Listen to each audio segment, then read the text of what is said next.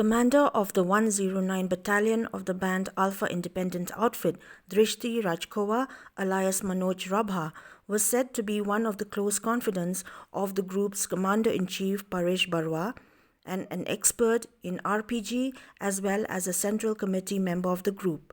Sources said that Rajkova was initially based in Bangladesh and later came to Meghalaya, where he made Garo Hills his base.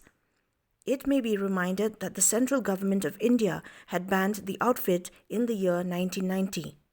On the afternoon of Wednesday, 11th November 2020, Rajkova, along with 4 other cadres, namely SS Corporal Vidant, Mithun Asom, Rubajoti Asom, and Yasin Asom, surrendered before Assam Army personnel at Dilsengri village in South Garo Hills.